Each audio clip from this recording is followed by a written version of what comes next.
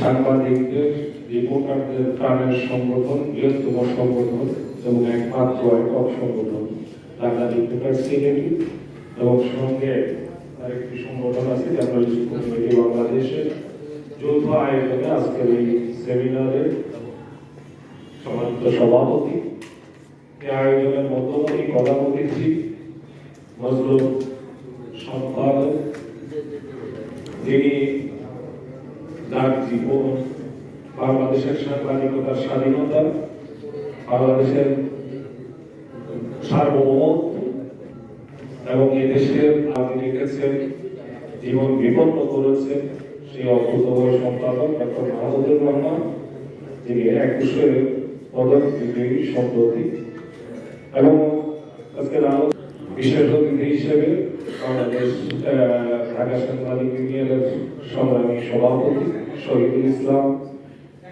সঞ্চালক হিসেবে আছেন এই ডিআরইউর সাধারণ সম্পাদক মাইনুল হাসান সোহেল, ডিআরইউর সহ সভাপতি গাজী আনোয়ার, এবং আজকে এই আয়োজনের যে মূল প্রবন্ধ উপস্থাপন করেছেন মিয়া হোসেন।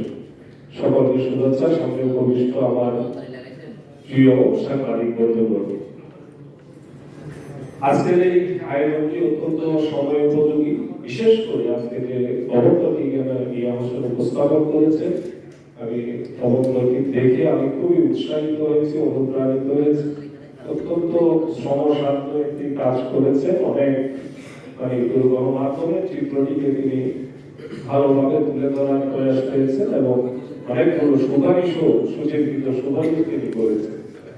মুক্ত গণমাধ্যম দিবসটি আমাদের কাছ থেকে গেছে গত 5 মে। এই দিবসটি আমাদের কাছে প্রতি বছরই আসে, কিন্তু এবার এসেছে একটু ভিন্ন প্রেক্ষাপটে। গত 17 বছর এই মুক্ত গণমাধ্যম দিবসটি মুক্তভাবে উদযাপনের পালনের পরিস্থিতি ওই বাংলাদেশে ছিল না। এই মুক্ত গণমাধ্যম দিবসে এ ধরনের একটি আয়োজন করতে গেলে মিনিমাম 10 বার ভাবতে হয়েছে এই অনুষ্ঠানটা শেষ পর্যন্ত করা যাবে কি না, যায় নাই। অনেক প্রোগ্রাম আমরা করতে পারি বা ভয়ে আতঙ্কে নিজেদের থেকেই এর থেকে বিরত থেকেছি, এমন ঘটনাও ঘটেছে। তো সেই জায়গাটাতে আল্লাহর অশেষ শুকরিয়া যে এবারে আমরা একটি মুক্ত পরিবেশে এই মুক্ত গণমাধ্যম দিবসটিতে আমরা এর যে নানান দিক নিয়ে, বাংলাদেশের মুক্ত গণমাধ্যম নিয়ে, গণমাধ্যম পরিস্থিতি নিয়ে আমরা কথা বলতে পারছি। এর যে মুক্ত গণমাধ্যম এবং বাংলাদেশের গণমাধ্যমের চিত্র, এটি গত 1 সপ্তাহে আপনারা অনেকখানি জেনে গেছেন। এটা নিয়ে আজকে যেহেতু এখানে বেশিরভাগই আমার সাংবাদিক বন্ধু, কর্মরত সাংবাদিকরাই এখানে আছেন, সুতরাং শীঘ্র তথ্য দিয়ে আমি আপনাদেরকে ভারাক্রান্ত করতে চাই।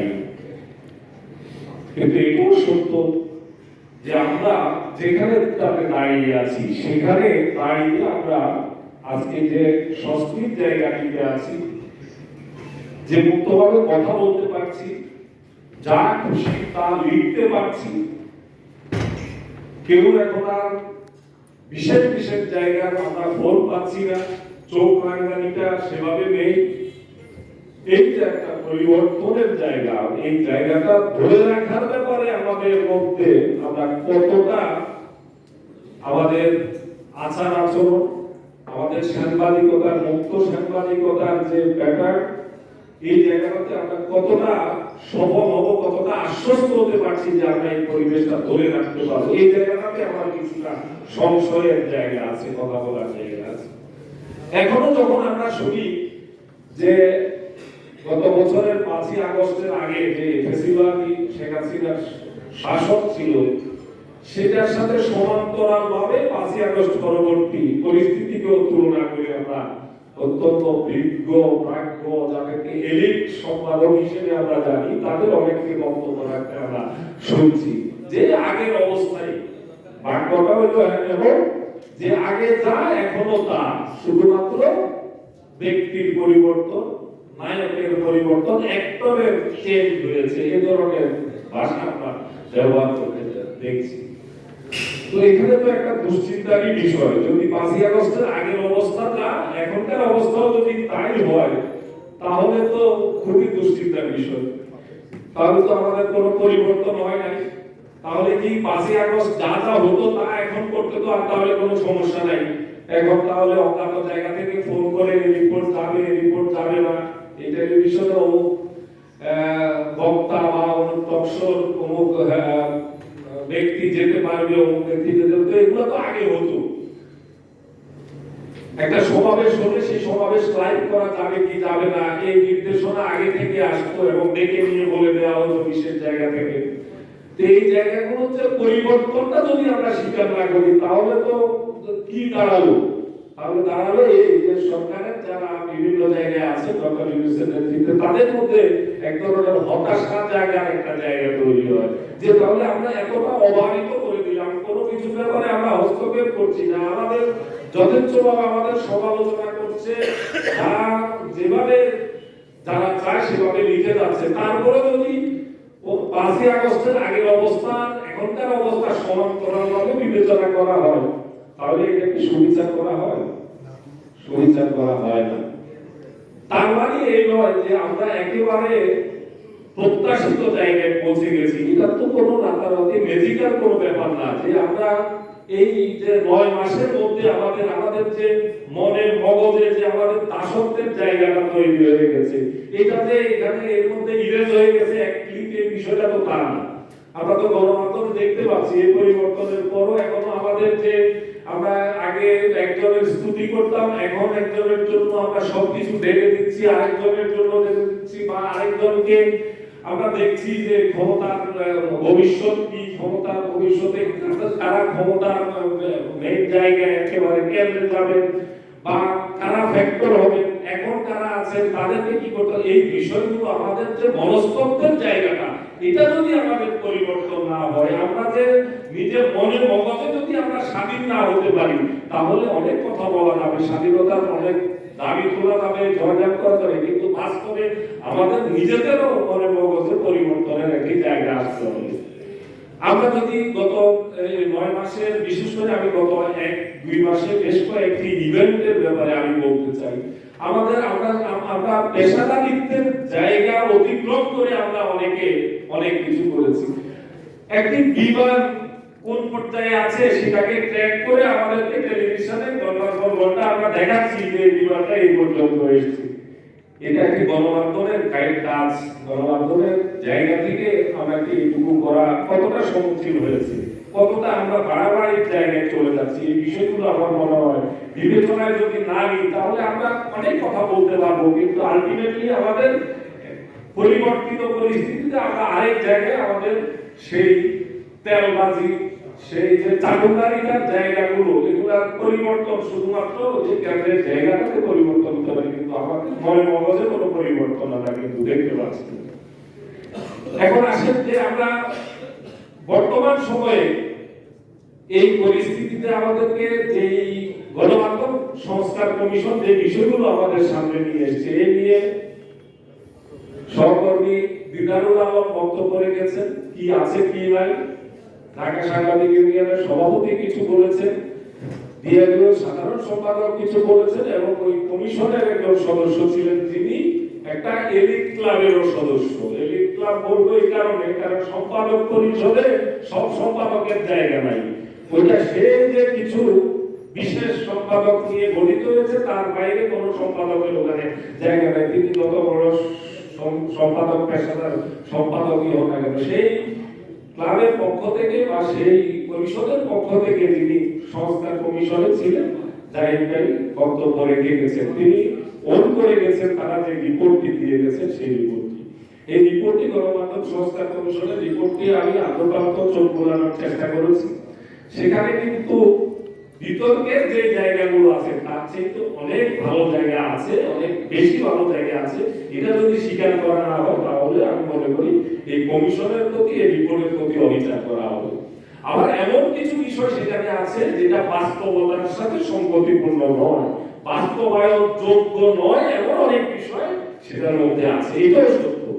সুতরাং এই জায়গাগুলো আমরা কি সুনির্দিষ্টভাবে রিপোর্টটা ধরে ধরে যে আপনার রিপোর্ট, যেহেতু সরকার এখন একটা সংস্কার প্রক্রিয়ার মধ্যে আছে, এই সংস্কার প্রক্রিয়ায় যে সংস্কার কমিশনগুলো গঠন করা হয়েছে, আমরা বিচ্ছিন্নভাবে যাই বলি না কেন সরকার কিন্তু একটা সিস্টেমের মধ্যে চলে গেছে। তারা এই কমিশনের রিপোর্টগুলো ধরেই বাস্তবায়ন প্রক্রিয়া যাবেন এবং সেখানে কোনটা বাস্তবায়নযোগ্য, কোনটা বাস্তবায়নযোগ্য না, কোনটা অগ্রাধিকার ভিত্তিতে বাস্তবায়িত হবে, কোনটা দীর্ঘমেয়াদে হবে, কোনটা মধ্যমেয়াদে হবে, এই কাজটা কিন্তু এখন চলছে। আমরা কিন্তু সেই জায়গাটাতে আমরা না গিয়ে আমরা যদি বিক্ষিপ্তভাবে আমরা প্রতিক্রিয়া জানাই, একদম কমিশন রিপোর্ট কিছুই না সবকিছু প্রত্যাখ্যান করি, সেটাও যেমন ঠিক হবে না। আবার এই যে গণমাধ্যম কমিশনের সুপারিশগুলো একেবারে হুবহু বাস্তবায়নের জায়গাটাতে যদি আমরা আমাদের কনসার্নটা না রাখি, তাহলেও কিন্তু এই গণমাধ্যমের ভবিষ্যতের জন্য কিছু কিছু জায়গা কিন্তু কঠিন একটা চ্যালেঞ্জের জায়গায় পরিণত হবে। গণমাধ্যম কমিশনের চেয়ারম্যান, তার সাথে এর মধ্যে আমাদের একাধিক প্রোগ্রামে দেখা হয়েছে।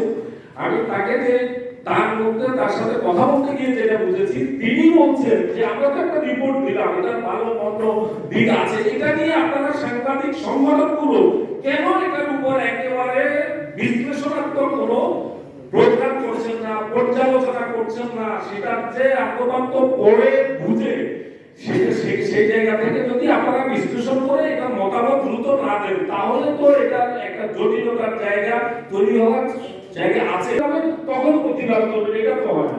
বরং এটা নিয়ে আপনারা বিশ্লেষণ করেন, পুঙ্খানুপুঙ্খ বিশ্লেষণ করে আপনারা কোন কোন জায়গাটাতে একমত, যেমনকি রাজনৈতিক সংস্কারের ব্যাপারে জানান, তারা জানতে চেয়েছেন যে কোনটাতে আপনারা একমত, কোনটাতে আধা একমত, কোনটাতে একেবারে আপনাদের নেগেটিভ, এটা জানান। আমরা সংগঠনের পক্ষ থেকে এরকম কোনো উদ্যোগ নিয়েছি যে আমরা এই পুরো সংস্কার কমিশনের এই রিপোর্টটা নিয়ে আমরা সেক্টরিয়াল আলোচনা করব এবং সেখানে যতগুলো সুপারিশ করা হয়েছে প্রায় শতাধিক সুপারিশ, সেই সুপারিশগুলো একটা একটা করে পর্যালোচনা করব। কোন কোন সুপারিশ গণমাধ্যম বান্ধব, কোন কোন সুপারিশ সাংবাদিকদের জন্য হুমকির সৃষ্টি করবে, সেটা সুনির্দিষ্টভাবে আমরা কোনো সংগঠনের পক্ষ থেকে এই পর্যন্ত আজকে 1-1.5 মাসে আমরা কি এরকম কিছু তৈরি করে কোথাও দিতে পেরেছি? দিতে পারি নাই, কারণ আমাদের আরো অনেক কাজ আছে যেগুলো নিয়ে আমরা ব্যস্ত। অথচ এই ধরনের একটি কমিশন, যখন কমিশনের সুপারিশগুলো যদি বাস্তবায়িত হয়ে যায় একবার, তাহলে আপনি চাইলেই 2-4 জন 20 জন নিয়ে আন্দোলন সংগ্রাম করে এগুলো সব ছুঁড়ে ফেলে দিতে পারবেন না, কারণ এই কমিশনগুলো বাস্তবায়ন করার জন্যই এই কমিশনগুলো গঠন করা হয়েছে। তো আমরা কাজের কাজটা কতটা করছি, এটা আত্মসমালোচনার আমাদের জায়গা আছে। এই আত্মসমালোচনার জায়গায় আমি জোর দিতে চাই এবং আমি বিশ্বাস করি সংস্কার কমিশনের কোন কোন জায়গাটাতে আমাদের আপত্তি আছে, এটা সুনির্দিষ্টভাবে আমাদেরকে আমাদের জায়গা মতো দিতে হবে, জায়গা মতো দিতে হবে এবং সেটা দ্রুতই দিতে হবে। তা না হলে যে বাস্তবায়নের জায়গাটাতে যে জোর দিচ্ছেন, যারা রিপোর্টটা দিয়েছেন তাদের অনেক পরিশ্রম করেছে, রাত দিন খেটেছে, তারা তো চাইবেন এটা তাদের সুপারিশগুলো বাস্তবায়ন হোক। সেই বাস্তবায়ন হতে কিন্তু খুব বেশি দেরি হবে না, প্রক্রিয়াধীন আছে। আমি জানি যে বেশ কিছু সুপারিশের ব্যাপারে পুরোপুরি কোনটা মধ্যমেয়াদে বাস্তবায়ন হবে, কোনটা দীর্ঘমেয়াদে হবে, কোনটা স্বল্পমেয়াদে হবে, এগুলো ছক আউট করে অলরেডি এগুলো প্রসেসের মধ্যে আছে। সুতরাং আমরা কিন্তু নির্লিপ্ত, আমরা নির্বিকার, আমরা এগুলোর ব্যাপারে যে দায়িত্বটা আমাদের যার যার জায়গা থেকে যে দায়িত্ব আছে সেই দায়িত্বগুলো আমরা পালন করছি না। এই ব্যাপারে আমি মনে করবো আমরা প্রত্যেকে যেন যার দায়িত্বটা, আসল দায়িত্বটা পালন করি, সুনির্দিষ্টভাবে সুনির্দিষ্ট প্রক্রিয়া যাতে করি। এখানে হাওয়ায় বক্তৃতা দিলাম, হাওয়ায় মিলিয়ে গেল, এটা কাজ না, কোনো দায়িত্বশীল জায়গা থেকে। সুতরাং এই বিষয়গুলোকে আশা করি দায়িত্ববানরা দায়িত্ব নিয়ে কাজ করবেন। আমি আর কথা বাড়াবো না, মাহমুদ ভাই বক্তব্যের জন্য আপনারা সবাই অধীর আগ্রহে অপেক্ষা করছেন।